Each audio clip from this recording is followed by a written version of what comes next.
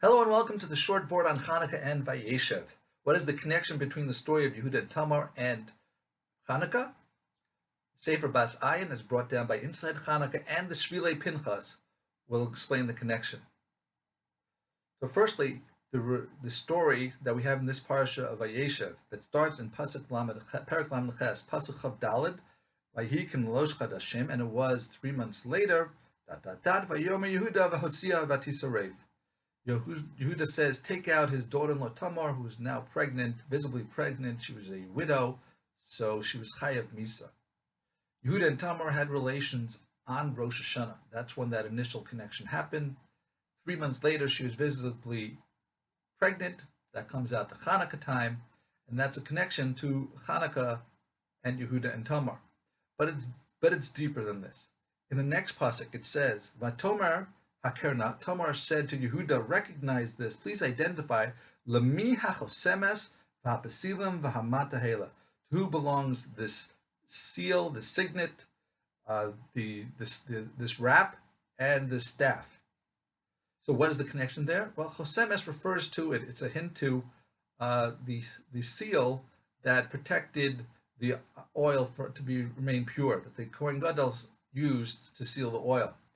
Then the pesilim, the wrap, is also refers to wicks, which are used for lighting the Chanukah nares.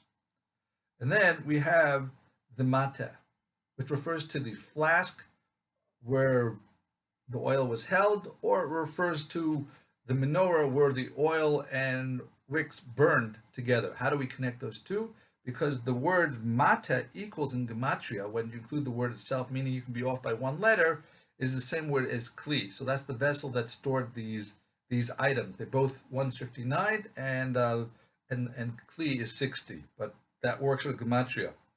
Even more so, the gematria lemi hachosemes, which I calculated is 939, to who does the seal belong, is equal to the gematria of Shmones Yemei Chanukah, the 8 days of Chanukah.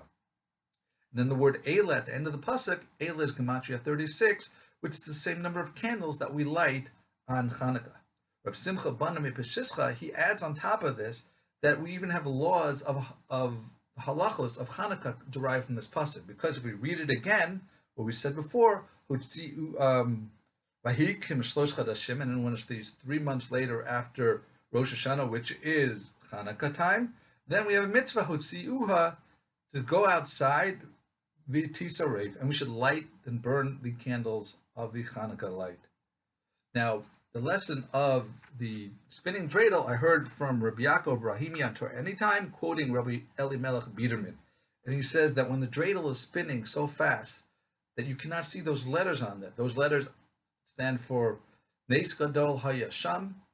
That great miracle happened there. But you can't see them if it's spinning. Only once it stops, then you realize that there was a miracle there. The lesson for us is that during the week, we are so busy. We're running around, doing everything. It's like we're spinning dreidel. We can't see that what Hashem is providing for us, what the goodness that Hashem gives us. It's only when Shabbos comes, when we get a chance to stop, like we rest, like the dreidel rests, then we'll see that everything Hashem gives you, Nes Gadol Hayasham. You know, the Chanukah is, there's these hitting stories. We don't know what's going on. Yehuda and Tamar, but eventually Mashiach's going to come out of them. But it's not obvious right away until it settles. That's the same thing for us, that we have to realize that everything going on is for our business. We just got to slow down, appreciate it, and we'll recognize Nes Gadol Hayasham. May the Gula Shlema come soon. Thank you for listening. Have a wonderful week, a wonderful Chanukah, and a wonderful Shabbos.